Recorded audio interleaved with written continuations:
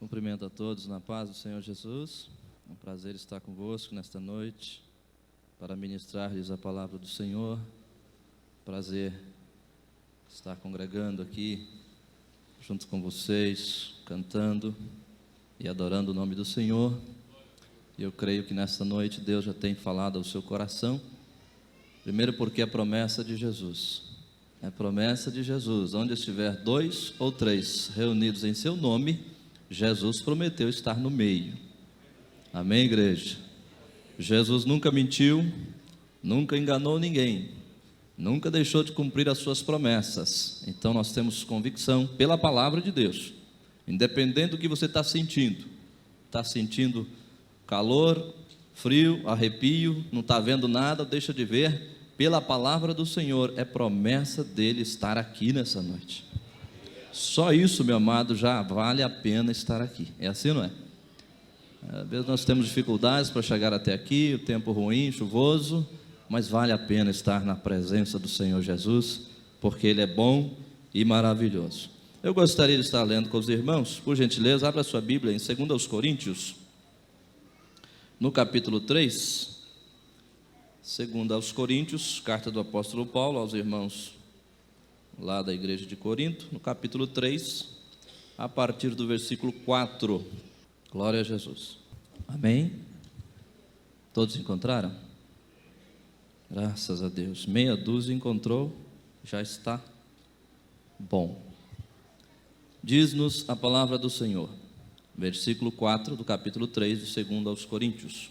E é por intermédio de Cristo que temos tal confiança em Deus, não que sejamos capazes, por nós mesmos, de pensar alguma coisa, como se partisse de nós mesmos, mas a nossa capacidade vem de Deus. Ele nos fez também capazes de ser ministros de uma nova aliança, não da letra, mas do Espírito, pois a letra mata, mas o Espírito vivifica. E, se o ministério da morte, gravado com letras em pedras, veio em glória, de maneira que os filhos de Israel não podiam fitar os olhos na face de Moisés, por causa da glória do seu rosto, ainda que desvanecente, como não será de maior glória o ministério do Espírito? E, se o ministério da condenação foi glorioso, muito mais excederá em glória o ministério da justiça. Pois o que foi glorioso não o é em comparação com a glória inexcedível. E se o que desvanecia teve sua glória, muito mais glória tem o que permanece. Portanto, tendo tal esperança, usamos de muita ousadia no falar, e não somos como Moisés, que punha um véu sobre a sua face, para que os filhos de Israel não fitassem o fim daquilo que desvanecia. Mas os seus sentidos foram embotados, pois até hoje, à leitura da antiga aliança, permanece o mesmo véu. Não foi removido, porque somente em Cristo é ele abolido. E até hoje, quando é lido Moisés, o véu está posto sobre o coração deles. Mas quando um deles se converte ao Senhor, então o véu é-lhe tirado. Ora, o Senhor é o Espírito, e onde está o Espírito do Senhor, aí há liberdade. Mas todos nós, com o rosto descoberto, refletindo a glória do Senhor, somos transformados de glória em glória, na mesma imagem, como pelo Espírito do Senhor. Amém, queridos. Querido e amado Pai, nós te louvamos, Senhor, por esta palavra.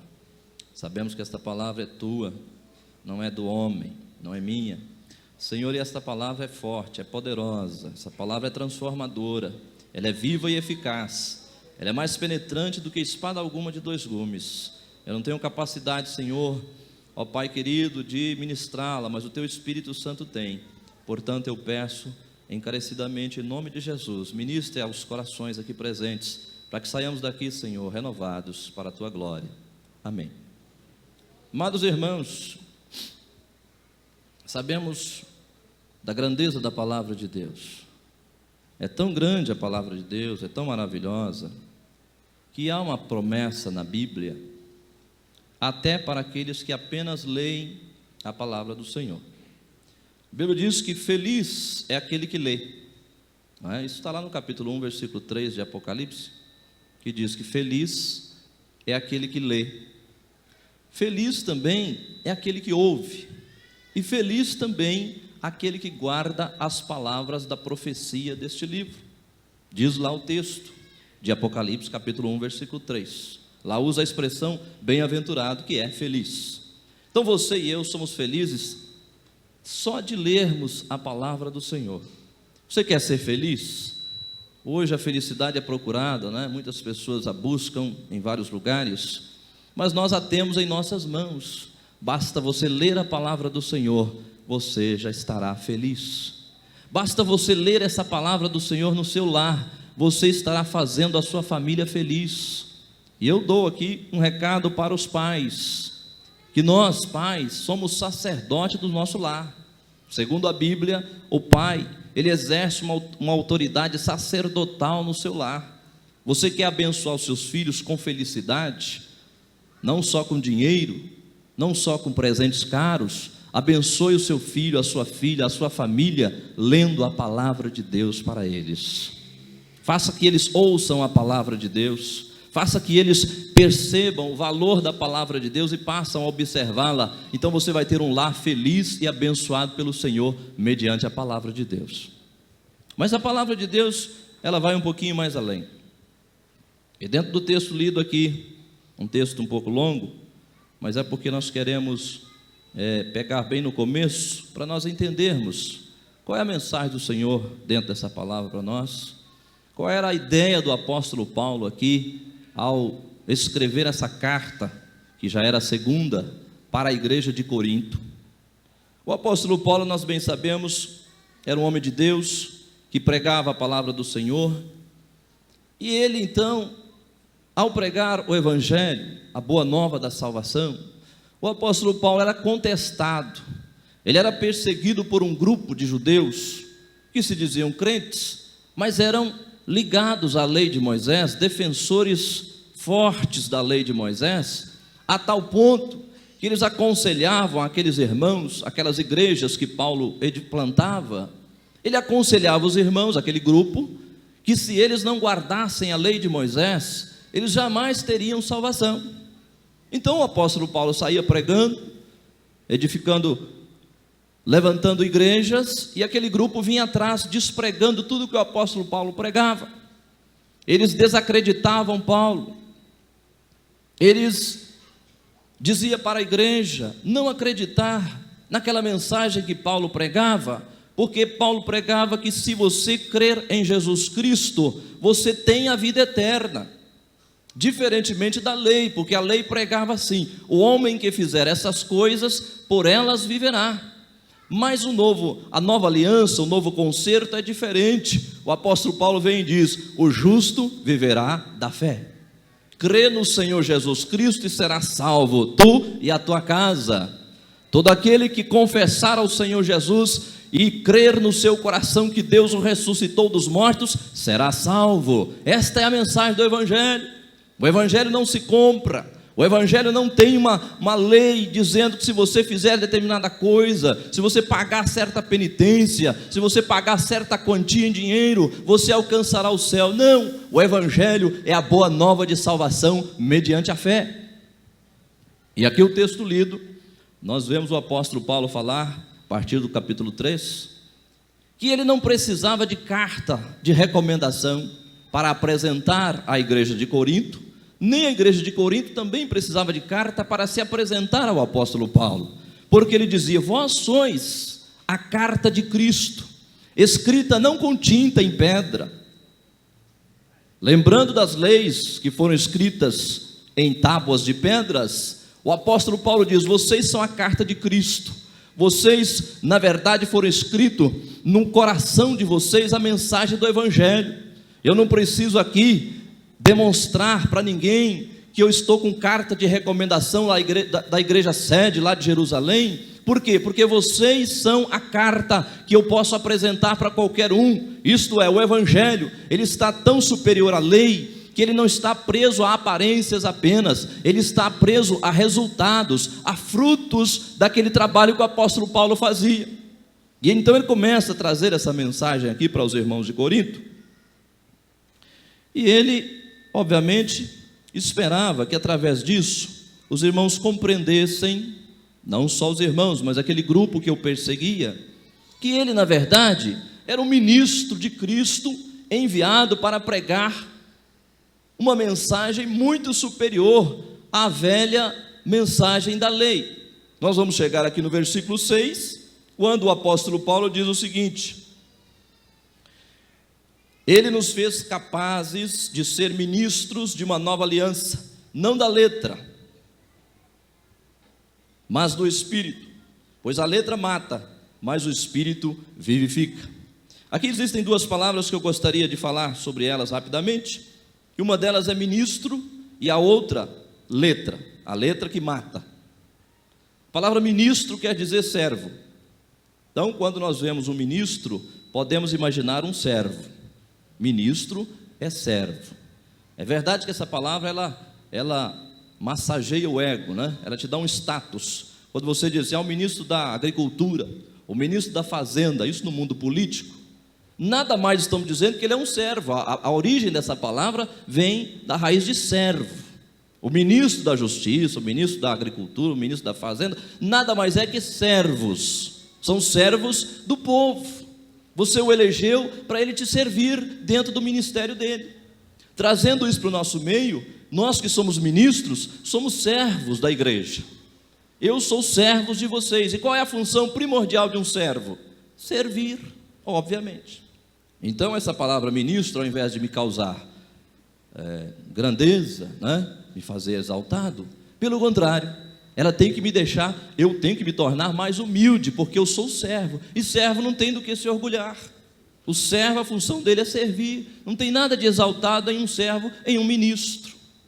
A segunda palavra que eu quero ver aqui com vocês é a palavra quando Paulo diz uma nova aliança, não da letra, mas do Espírito, porque a letra mata.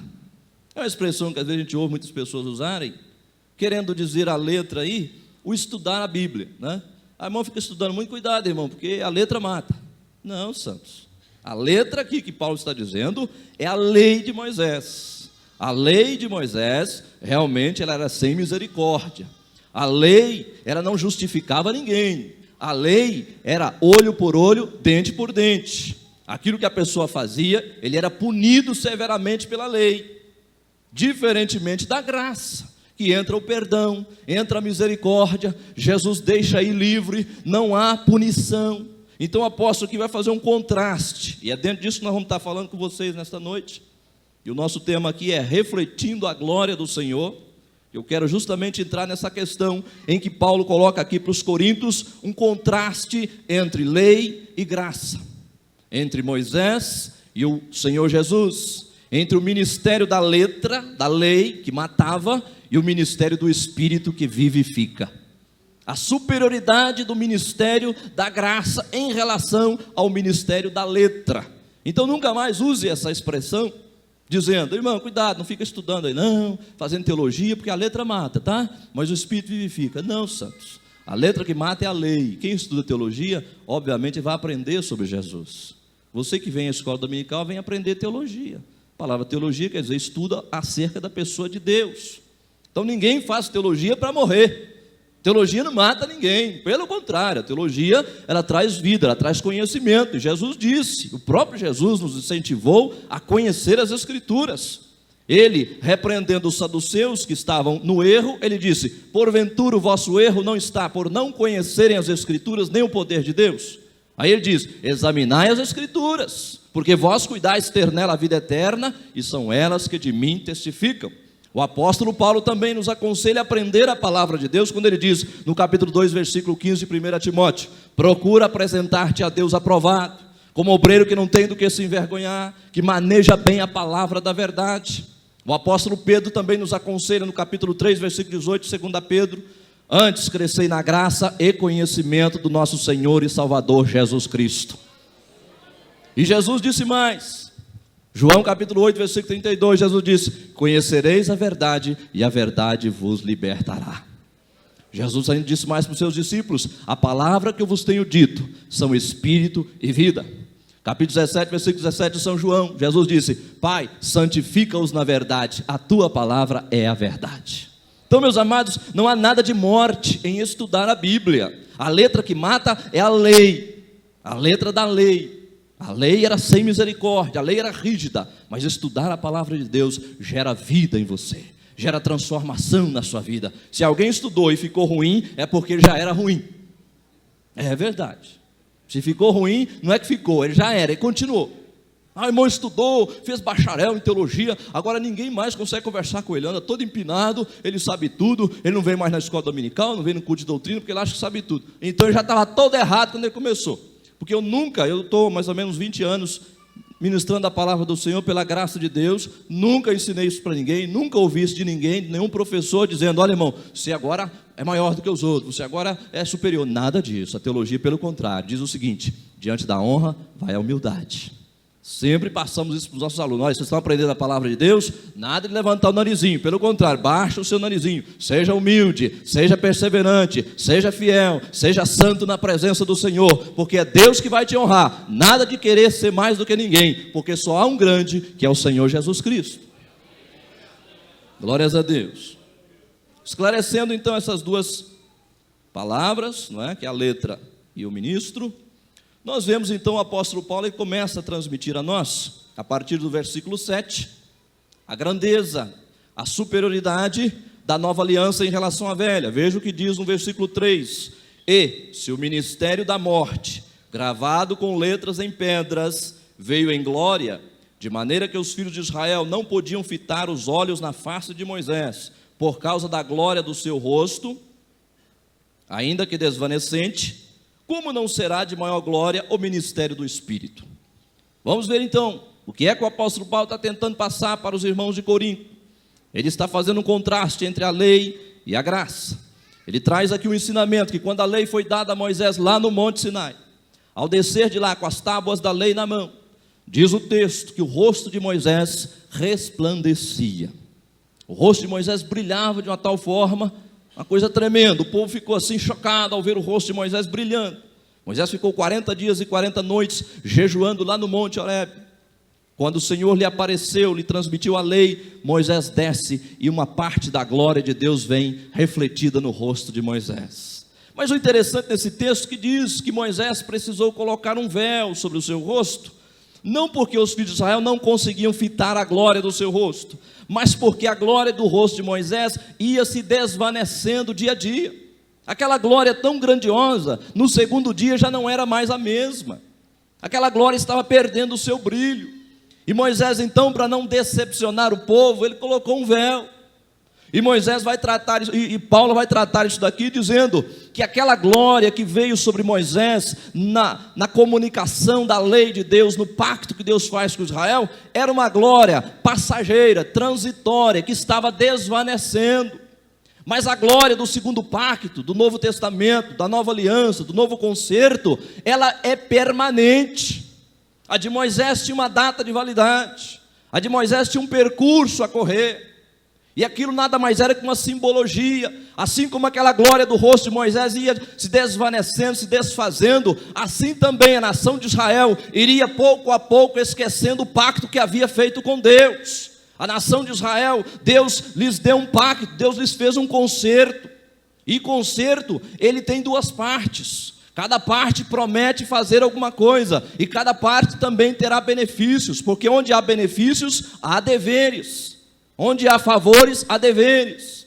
Israel se comprometeu diante de Deus em ser fiel ao Senhor. E Deus então estabeleceu a lei dizendo: olha, esta é a minha parte. Eu prometo cumprir, eu prometo abençoar vocês, eu prometo estar com vocês, eu prometo repreender as nações que vierem contra vocês, até as doenças eu vou repreender, vou abençoar a vossa lavoura, vou abençoar o vosso gado, a vossa família, vocês serão uma bênção na face da terra. Porém, tem o outro lado. Tem a parte de vocês, vocês terão que obedecer só a mim, eu sou o único Senhor, não terás outros deuses diante de mim, não fará para vós imagens de escultura, não se dobrarás diante delas, e aí vai indo os 10 mandamentos, não matarás, não furtarás, não adulterarás, uma série de mandamentos que Deus deu. Porém, meus amados, o que aconteceu ao longo dos séculos? Israel foi perdendo a graça de servir ao Senhor. Israel foi desvanecendo, assim como a glória do rosto de Moisés foi se desvanecendo, Israel também foi perdendo fôlego em servir ao Senhor. Eu espero que nesta noite alguém aqui não esteja nessa mesma condição, perdendo o ânimo de servir o Senhor Jesus, perdendo a graça, perdendo a alegria, perdendo a força de vontade de servir o Senhor. Nós encontramos na primeira carta que Jesus dá a João para escrever lá para a igreja da Ásia Menor, a igreja de Éfeso. Jesus disse: eu tenho contra ti o seguinte: vocês perderam o primeiro amor. Lembra de onde vocês caíram, arrepende e volta à prática das primeiras obras.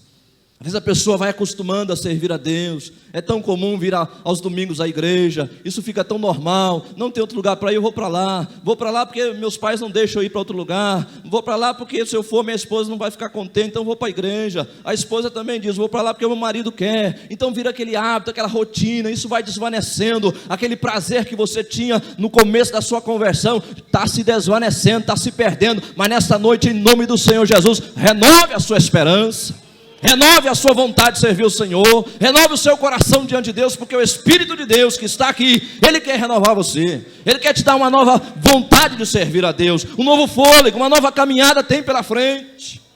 Aleluia. Aquela glória do primeiro pacto era transitória. É tão verdade que no ano 722 antes de Cristo, Israel, já dividido em dois reinos, reino do norte e reino do sul. Reino do norte tinham 10 tribos, reino do sul 2 tribos. As tribos foram divididas após a morte de Salomão. Israel é invadido pela Assíria, e a Assíria leva Israel cativo. Levou as 10 tribos cativo. Samaria não é mais a capital de Israel. Samaria agora é uma mistura de gente, de povos. Daí os samaritanos ser inimigo dos judeus e vice-versa. Porque os judeus detestavam os samaritanos porque diziam que era um povo imundo, povo misturado. Ficou só Judá e Benjamim, a tribo do sul. As 2 tribos do sul, o reino do sul, o reino de Judá.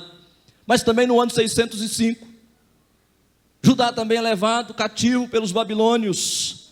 Desfaz-se o pacto que Deus havia feito. O templo de Israel, construído por Salomão, uma das 7 maravilhas do mundo, até então, agora é desfeito, é derrubado, é queimado, o ouro é roubado, a arca desaparece, tudo ali se desvanece, a cidade, as suas muralhas são derrubadas, as casas são queimadas, e o povo é levado cativo. Acabou, o pacto terminou ali.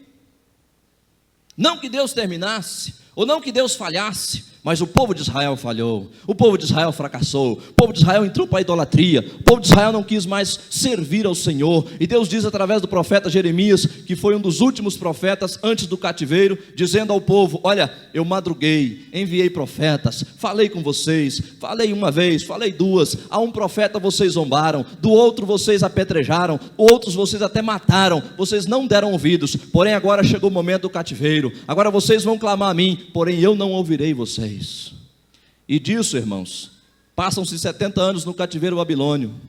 Aproximando-se aos 70 anos, o povo retorna. Não é mais a mesma coisa, não é mais o mesmo templo, não é mais o mesmo povo. O povo agora está fraco, desanimado, é um povo apagado, é um povo que não tem aquele prazer de servir ao Senhor mais. Deus levanta alguns profetas, entre ele Ageu, Zacarias e Malaquias, que são os últimos profetas da Bíblia. Após esses profetas profetizarem, cumprir o seu ministério, diz a Bíblia que Deus cessou de falar com Israel. E isso passa-se 400 anos. Aquelas páginas brancas que você vê entre Malaquias e Mateus, tem ali, meus irmãos, 400 anos de silêncio de Deus para com a sua nação. Imagine você, nós como povo de Deus, ficar uma semana sem ouvir a voz de Deus. Você consegue? Você pegar a Bíblia, ler, não ter nada para você, não tem inspiração nenhuma. Você vem à igreja, os louvores, a mensagem, nada fala com você. Como é horrível isso, você não ouvir a voz de Deus. Deus silencia-se para com Israel, Deus não fala mais com a nação de Israel. 400 anos se passa de puro silêncio de Deus para com o povo. Mas então, surge uma esperança, não é? Um dia, tem um sacerdote ministrando no templo, está lá, é perseverante, Deus não fala com Israel, mas ele está lá ministrando. Quem sabe, Senhor, a sua promessa vai se cumprir. né? Está lá Zacarias, o pai de João Batista. De repente um anjo se apresenta a Zacarias e diz: Zacarias, a sua esposa vai ter um filho, você vai ser pai. Zacarias já está de idade, sua esposa era estéril. Olha o mistério de Deus. Zacarias então duvidou, e o anjo viu que Zacarias estava duvidando e falou para ele assim: olha, para você crer que eu estou falando da parte do Todo-Poderoso, você vai ficar mudo até que a criança nasça. E Zacarias ficou mudo, saiu dali do templo, não conseguia falar uma palavra sequer, até que nasceu João, chamado João Batista. Não é sobrenome Batista porque ele batizava, por isso João batiza, ou João o batizador. João, filho de Zacarias, este vem anunciar, preparar o caminho do Senhor, o caminho do Messias. Deus que esteve em silêncio por 400 anos, agora volta a falar com a nação de Israel. Começa ali com Zacarias, depois fala com Maria, depois nasce o Senhor Jesus. E aí, meus irmãos, o plano de Deus começa a ser colocado em ação, e daí vem a nova aliança. O Senhor Jesus, no seu ministério, ele sempre falou com os discípulos que um dia ele iria morrer, mas ele ressuscitaria o terceiro dia e novamente voltaria para buscar a sua igreja. E é interessante que naquela noite em que Jesus foi traído, diz lá o texto que ele participa da última Páscoa com seus discípulos, e ali ele ministra a primeira Santa Ceia que nós temos no Novo Testamento, e Jesus diz assim: desejei muito comer convosco esta Páscoa. E naquele momento Jesus, ao instituir a Santa Ceia, pegando o vinho, ele diz: este é o sangue da nova aliança que por vós é derramado. Ali está surgindo a nova aliança, o Novo Testamento, um novo concerto, um concerto agora eterno. É esse concerto que o apóstolo Paulo está dizendo aqui, que não é como o concerto que Deus fez com a nação de Israel lá no deserto, não, aquele lá era transitório, aquele lá passava, mas esse agora é permanente. E Paulo agora tenta passar isso aqui para os irmãos de Corinto, que Paulo é o ministro agora desse novo concerto. Por isso ele falava com ousadia, por isso ele não estava preocupado em trazer carta de recomendação, nem pedir a eles carta, porque eles eram a carta de Cristo escrita, não com tinta em pedras, mas nas tábuas do coração pelo Espírito Santo de Deus. E cada um de nós que estamos aqui também somos ministros, não do velho pacto, da velha aliança, mas do Novo Testamento que foi ali derramado pelo sangue do Senhor Jesus Cristo, confirmado com o sangue do Senhor Jesus lá na cruz do Calvário. Mas vamos ver alguns benefícios que esse novo pacto traz para nós. Qual é o benefício? O que é que isso traz para mim? Em primeiro lugar, nós vemos que o novo pacto trouxe revelações da parte de Deus muito maiores do que do velho.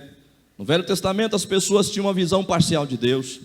As pessoas não conheciam Jesus, as pessoas não conheciam o Espírito Santo. Isso é revelado a partir do Novo Testamento. Jesus se revela. João, ao ver Jesus, diz: eis o Cordeiro de Deus que tira o pecado do mundo. Por quê? Porque na velha aliança o pecado não era tirado, o pecado era apenas coberto. Quando o ofertante oferecia um animal sobre o altar, aquele sangue derramado daquele animal servia simbolicamente para cobrir o pecado da pessoa, mas a pessoa estaria ali debaixo de uma esperança, de uma expectativa de um sacrifício perfeito purificar o seu pecado. Por isso, meus amados, que as pessoas que morreram no Velho Testamento estavam lá no seio de Abraão, aguardando o grande dia da redenção em Cristo, para que eles pudessem ser retirados dali. Por isso que quando Jesus vai orar, lá na noite em que ele foi traído, lá no Monte Getsemane, Jesus faz 3 orações, as 3 orações com as mesmas palavras, diz a Bíblia. Ele repetiu as mesmas palavras: Pai, se é possível, passa de mim esse cálice.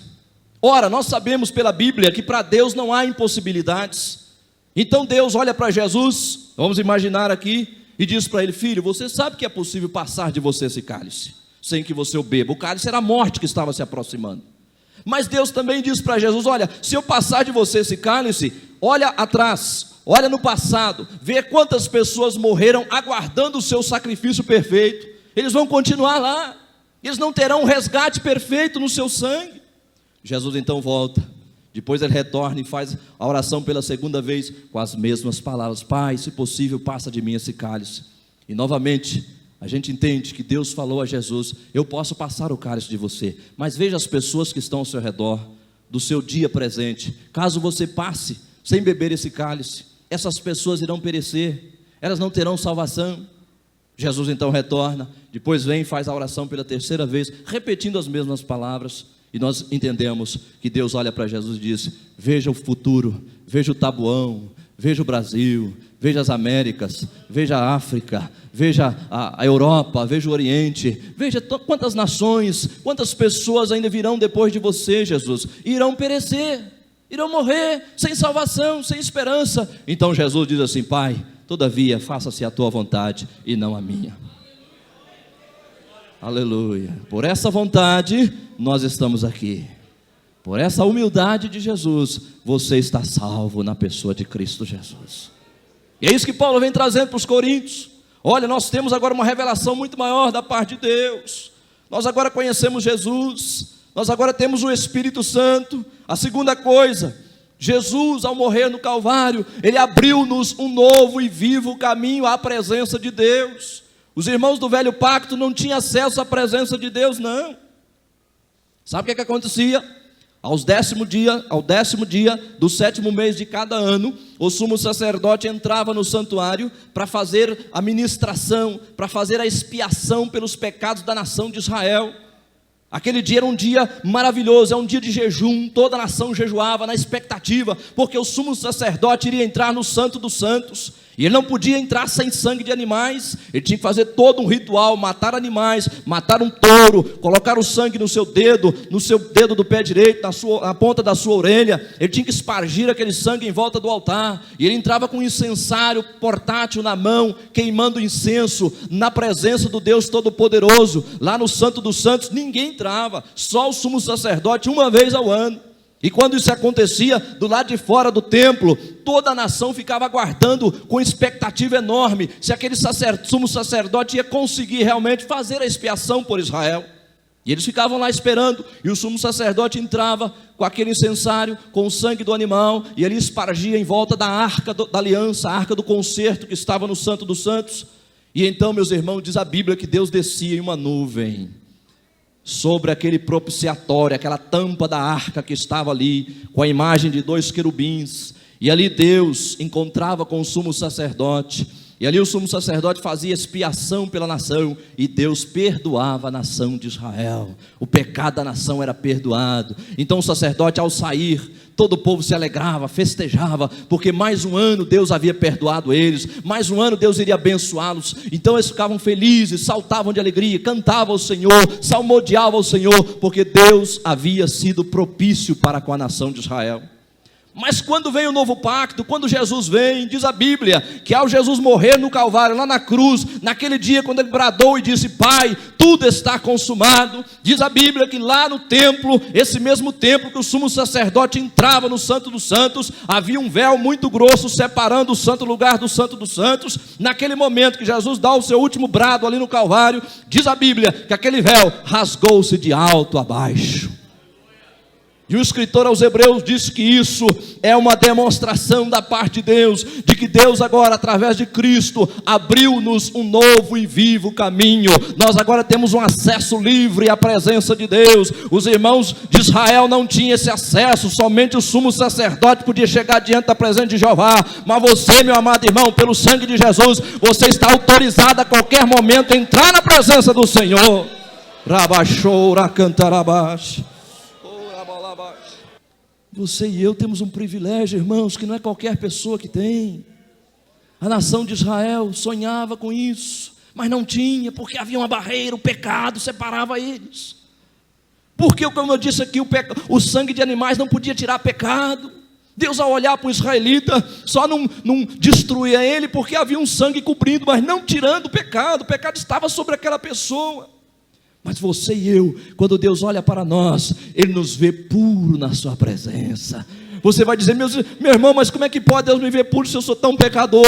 É que Deus olha e Jesus chega na frente de você. Deus, ao olhar para você, Ele vê Jesus. Jesus é puro, Jesus é perfeito, Jesus é santo, Jesus é eterno. Deus olha Jesus, olha o sacrifício que Ele prestou no Calvário, e você está puro na presença do Senhor. Por isso Deus te aceita. Aleluia. Um novo e vivo caminho, privilégio que bilhões de pessoas procuram. Quantas pessoas no mundo, irmãos, religiosos, se autoflagelam, chicoteando seu corpo. Vocês já viram, né? Os muçulmanos, o dia do flagelamento, chicoteando até sangrar, fazendo corte no seu pescoço, na sua cabeça. Outros sobem escadarias enormes, ajoelhado, tentando buscar a graça de Deus, tentando receber uma graça, tentando fazer por merecer, tentando ser digno da graça do Senhor. Mas a graça, irmão, o próprio nome já encerra a sua grande verdade. Graça é favor imerecido. Não se faz nada para merecer graça. Graça é favor imerecido. É Deus bondosamente de si. Deus é bom por natureza. Deus é a essência máxima do bem. Ele é toda a bondade que você pode imaginar. Ele voluntariamente, sem pressão nenhuma, sem pagamento nenhum, Ele quis te abençoar, meu irmão, em nome de Jesus. Por isso que eu fico muitas vezes aborrecido ao ouvir certas pregações de pessoas dizendo: dá isso aqui para Deus te abençoar. Pelo amor de Deus, irmãos, Deus nos abençoa pela sua misericórdia e bondade, é pura graça de Deus. Nós somos salvos, nós somos redimidos pelo sangue de Jesus Cristo, gratuitamente. Por isso que a palavra de Deus diz: não por obra de justiça que houvéssemos feito, mas pela sua graça nós somos resgatados. É graça de Deus. Jesus trouxe isso para nós. O velho pacto não conseguiu. A velha lei era só, não tinha misericórdia, era morte, era olho por olho. Mas Jesus, quando veio, quando ia apedrejar a mulher, Ele disse: espera um pouco. Quem aí não tem pecado, atira a primeira pedra. Ninguém teve, foram todos embora. Só Jesus tinha dignidade suficiente para apedrejar aquela mulher conforme a lei ordenava. Jesus então disse para aquela mulher: cadê os teus acusadores? Ninguém te condenou? Ela disse: ninguém, Senhor. Ele disse: nem eu te condeno. Vai e não peques mais. Ali entrou a graça. Ali terminou um pacto. Ali terminou a lei. Não que Deus falhasse na lei, não que a lei fosse má. Não, a lei era boa, diz o apóstolo Paulo. A lei é boa, é justa, é santa, é boa. O mandamento é justo. Mas o problema estava no homem, está no homem. Nós somos vendidos debaixo do pecado, somos escravos pelo pecado. Não conseguimos cumprir a lei de Deus. Ninguém conseguiu. Só teve um que cumpriu, que é o Senhor Jesus Cristo. Ele disse: eu não vim abrogar a lei, não vim mudar a lei, eu vim cumprir. E Ele cumpriu a lei para que você e eu agora pudéssemos ser agraciados por Deus em Cristo Jesus. Tem mais bênção ainda. A nova aliança é maior do que a primeira, porque foi confirmada não com sangue de touros e de bodes, mas com o precioso sangue de Jesus Cristo, Filho de Deus. O judeu se sentia orgulhoso, porque era o único povo na terra que tinha um sistema de culto dado pelo próprio Deus. As outras nações também têm os seus cultos, as suas divindades, mas nenhum Deus de nenhuma outra nação jamais trouxe a eles um sistema de culto tão bonito, tão regular, tão bem elaborado como Israel. Israel se orgulhava disso. Nós somos a única nação no mundo que Deus falou conosco, deu-nos a lei através do nosso legislador Moisés, e nós temos um sistema de culto todo requintado. Mas quando chega no Novo Testamento, o sangue que foi derramado para selar o pacto do Velho Testamento não se compara com a do Novo Testamento, porque a do Novo Testamento foi selado com sangue também, mas com sangue do próprio Filho de Deus, Jesus Cristo. Daí a superioridade do cristianismo em relação a qualquer outra religião que existia na face da terra. As pessoas nos acusam dizendo: os crentes se acham melhor. Não é que nós nos achamos melhor, é que nós temos o melhor, que é Jesus Cristo. Os crentes acham que são dono da verdade. Nós não somos dono da verdade, nós somos libertos pela verdade. Os crentes acham que só eles vão para o céu. Não somos nós que achamos assim. É Jesus que disse: quem quer vir a mim, quem não vier após mim, quem não deixar tudo, quem não negar-se a si mesmo, quem não tomar a sua cruz, não pode ser meu discípulo. E Jesus diz: eu sou o caminho, a verdade e a vida, e ninguém vem ao Pai senão por mim. Só Jesus. Por isso só o cristianismo tem mensagem de vida eterna, porque só Jesus pode nos levar à presença do Pai. Para terminar, o novo concerto é maior, porque além de tirar o pecado do pecador, Ele liberta o pecador da escravidão do pecado. Amém, queridos? Jesus não apenas perdoou o seu pecado, não. Ele te libertou da escravidão do pecado. A pior situação da humanidade, irmãos, é por causa da escravidão do pecado. Leis são elaboradas, reuniões e mais reuniões são feitas para tentar combater a violência no país, principalmente aqui no Brasil, aqui no Rio de Janeiro e São Paulo. elabora-se uma série de procedimentos que não trazem resultados quase que nenhum. A violência parece que vai aumentando cada dia mais. Sabe por quê? Porque o ser humano está vendido sob o pecado, é escravo do pecado. Ele não consegue se levantar, ele não consegue deixar o egoísmo, a maldade, o ódio, o rancor, o espírito de assassinato está ligado ao coração do ser humano, porque o ódio entrou na terra desde que Caim matou seu irmão Abel. E assim, meus irmãos, não há solução a não ser em Cristo Jesus. Somente quando o homem, a mulher, o jovem se converte a Jesus, esse espírito maldito sai dele e ele é cheio do Espírito Santo do Senhor. Nós somos libertos, não só, nós somos perdoados, não apenas perdoados, mas somos libertos do poder do pecado. Você agora é livre. Paulo diz no capítulo 7 de Romanos: o bem que eu quero fazer eu não consigo, mas o mal que eu não quero eu acabo sempre fazendo. Aí ele diz: miserável homem que sou, quem me livrará do corpo desta morte? Aí depois ele lembra e diz assim: mas graças a Deus por Jesus Cristo, o nosso Salvador.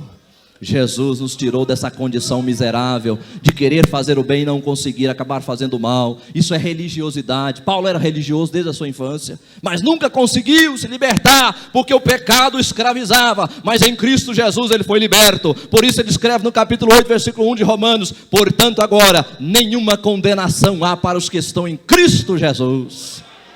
Aleluia. Não há mais condenação, somos libertos, não devemos mais nada, não somos mais escravos. Agora, se você quiser, meu querido, você pode andar na liberdade de Cristo Jesus, andar na santidade, andar na honestidade. É só se você não quiser. O crente que anda no pecado é porque ele quer, porque se ele não quiser, ele está liberto em Cristo Jesus para fazer só o bem, só amor, só paz, só alegria no Espírito Santo, porque isso é o reino de Deus. Terminando, a glória do novo concerto é maior, porque agora somos transformados de glória em glória para refletirmos a glória do Senhor. Esse é o nosso tema, refletindo a glória do Senhor. Dá uma olhadinha no último versículo aí que eu li, no capítulo 3, versículo 18. Mas todos nós, com o rosto descoberto, refletindo a glória do Senhor, somos transformados de glória em glória, na mesma imagem, como pelo Espírito do Senhor. Aleluia. Nós agora, meus amados irmãos, estamos debaixo do novo concerto.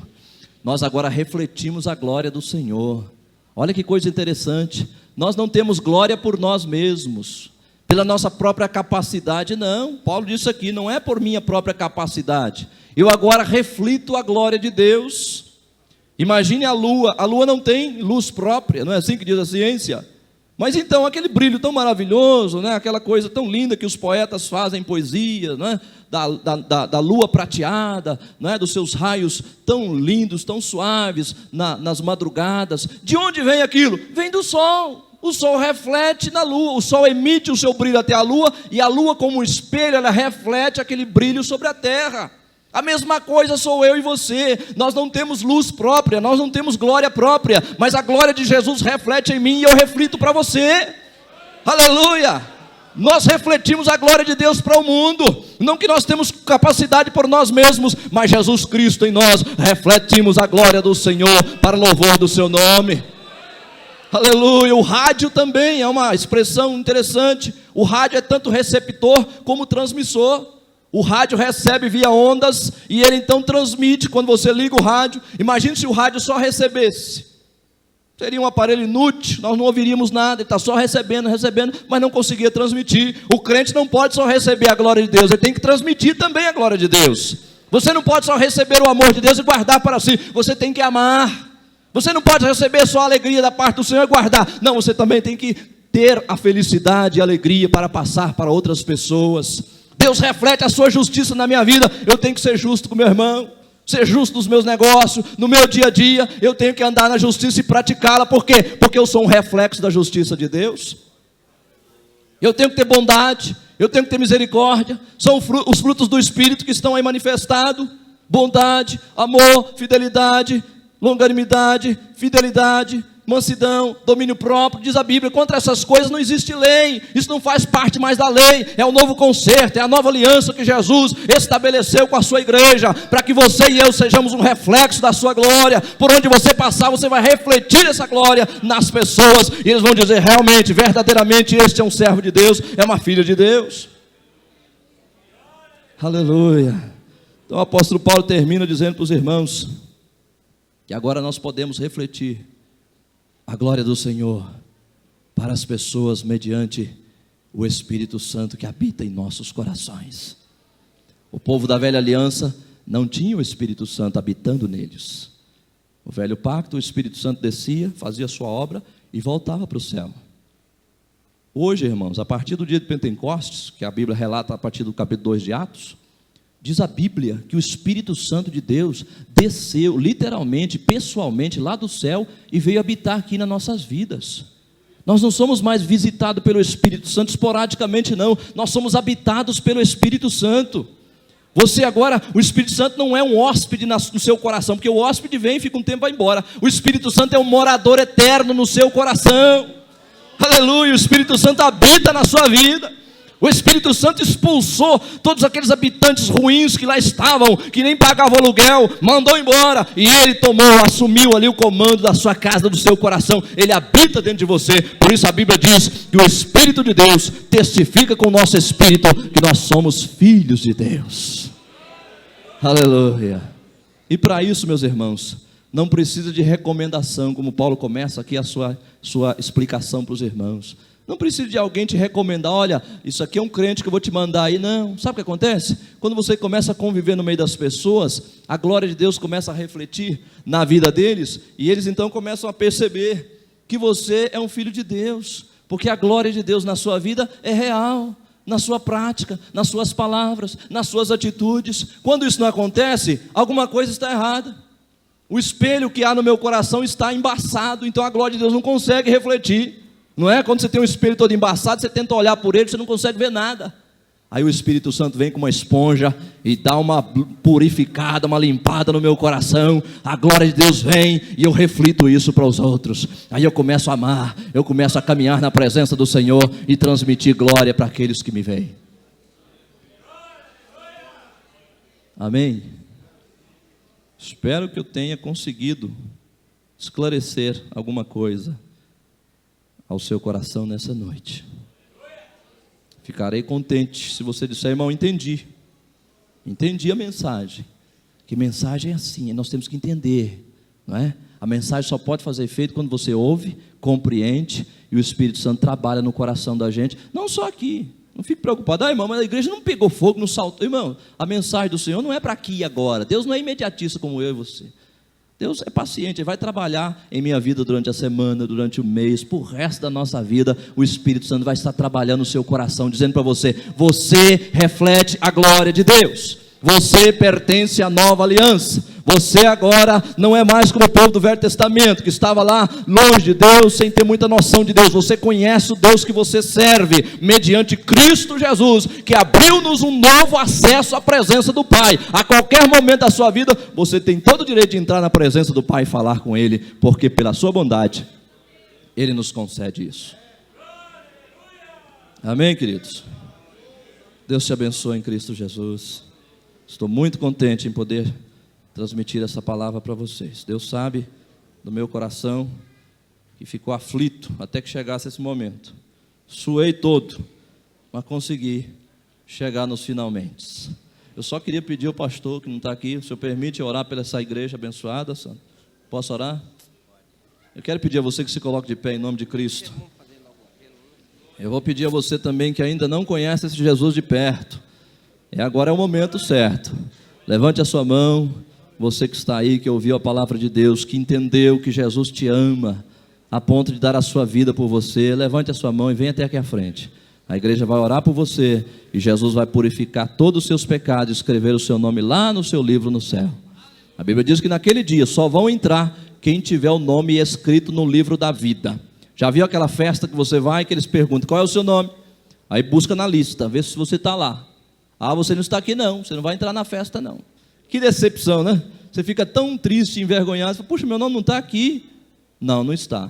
A mesma coisa vai acontecer lá no dia do juízo. A Bíblia diz que todo aquele que não foi achado o seu nome escrito no livro da vida será lançado fora da presença de Deus. E nós não queremos que isso aconteça com você, meu amado. Venha até Jesus, Ele vai perdoar os seus pecados e restaurar a sua vida. Tem alguém, um jovem, um senhor, uma senhora? Pode vir, a oportunidade é essa, né, de você encontrar Jesus Cristo e tê-lo na sua vida, no seu coração. Tem alguém? Pode vir. Jesus te ama de forma assim gloriosa. Só Ele, diz a Bíblia. Ninguém tem amor maior do que este, dar a alguém a sua vida pelos seus inimigos. Jesus fez isso. Vinde a Jesus, vinde como estás, Jesus te liberta. Amém? Tem alguém? Se tiver, pode vir, não tem, sem constrangimento, né? Se não quiser também, não há problema, pode ficar tranquilo. E só não garantimos se você terá nova oportunidade, isso não podemos fazer, não é? Está vindo um rapaz aí? Amém? Está aceitando a Jesus? Não? Oi? Está voltando para Jesus. Está voltando para Jesus, que benção. Qual é o seu nome, querido? Jean, evangelista, ex-evangelista. Agora a parte do Senhor pode renovar seu ministério, meu querido. O Jean, né? Jesus vai abençoar a vida do Jean. Era do Brasil para Cristo, né? Ficou afastado, né, Jean? Mas Jesus te ama, viu, filho? Jesus te ama. 2 anos, né? 2 anos Jesus ficou triste por você estar longe. Mas hoje, diz a Bíblia, que há uma festa lá no céu. Há uma festa no céu, diz a Bíblia, por um pecador que se arrepende, mais do que por 99 justos que não precisam de arrependimento, diz a Bíblia. Está lá no capítulo 15, versículo 7 de São Lucas. Há uma festa, Deus se alegra. Nós às vezes ficamos meio assim, né, meio duvidoso, mas Deus conhece o coração do Jean, e Deus vai trabalhar na sua vida, meu querido, fique firme. Tem mais alguém? Pode vir, pode levantar sua mãozinha, vem aqui. Jesus ama você, quer te dar nova vida, vida espiritual, vida abundante, vida com Deus. Tem alguém? Mais algum? Mais um? Mais 2? Mais 3? Se não tem, que Deus te abençoe. Então nós vamos orar pelo Jean primeiro. Gostaria que a igreja estendesse a sua mão, por favor, em direção ao Jean. Jean, por gentileza, dobre o seu joelho diante do Senhor Jesus. Não é diante de nós, é diante do Senhor, para Jesus te abençoar. Querido e amado Pai, aqui está o Jean. Senhor, Tu conheces o coração deste homem. Senhor, vem agora purificá-lo. Vem agora perdoar todos os seus pecados, lavá-lo pelo sangue do Cordeiro, transformar a sua vida, escrever este nome em Teu livro no céu, dar-lhe nova esperança, nova expectativa de vida, restaurar o seu ministério, restaurar a sua vida. Meu Deus, abençoa a vida do Jean, enche o seu coração do Espírito Santo, abra o seu entendimento para a Tua palavra, abra o seu coração, meu Deus, para andar na Tua presença, santifica a vida dele, Pai, sustenta-o nas Tuas mãos, fortaleça a sua vida, que ele seja uma bênção, Pai, por onde quer que andar, que ele seja fiel na sua vida, para a Tua glória e o Teu louvor, no nome de Jesus. No nome de Jesus, Deus abençoe o Jean. Quero orar agora por você, meu irmão querido. Eu sei que há dificuldades muito grandes, não é, em nossas vidas. Tem pessoas com a vida difícil, né? A vida é difícil para todos, mas tem pessoas passando situações difíceis, né? Pessoas com um lar tribulado, casamento ruim, capengando. Jesus não está contente com isso. Jesus está querendo abençoar você, seu lar, seu esposo, sua esposa, seus filhos. Então eu vou orar por você nessa noite. Não é para Jesus te dar isso, te dar aquilo, não. É para Ele realmente andar com você, para Ele realmente levar paz para dentro do seu lar. Como eu disse no início, quer uma família feliz, leia a Bíblia para a sua família. Quer uma família feliz, ouça a palavra de Deus. Quer uma família feliz, obedeça a palavra de Deus. É o que diz Apocalipse 1:3. Tá bom, queridos? Por favor, então, feche seus olhos. Pai de amor, no nome santo de Jesus, nós te louvamos, Senhor, pelas vidas dos irmãos aqui. Cada família aqui representada, cada mãe, cada filho, cada marido, cada esposa. Pai, Tu sabes o que se passa neste lar. Meu Deus, venha repreender, Senhor, toda a obra do adversário. Senhor, venha repreender, meu Deus, as nossas ignorâncias, a dureza do nosso coração, quando maltratamos uns aos outros, quando ferimos uns aos outros. Pai, perdoa-nos, Pai, que possamos amar de coração, ser, meu Deus, cordial uns com os outros, ser amáveis, ser perdoador um com o outro, Senhor. Que não haja mágoa no nosso coração, ressentimento, sentimento de vingança, mas que haja paz, Senhor, nos nossos corações, que nós possamos refletir a paz que o Senhor transmite a nós, refletir para minha esposa, para os meus filhos e vice-versa. Que haja paz, Senhor, no meio do teu povo, que haja harmonia, que o amor, Senhor, superabunde os nossos corações, de maneira que nós possamos refletir nos nossos lares. Abençoe os lares, abençoe cada família aqui presente, no nome de Jesus. Leve o teu povo na paz do Senhor, para a tua glória e teu louvor. Que Deus nos abençoe em Cristo. Obrigado pela oportunidade.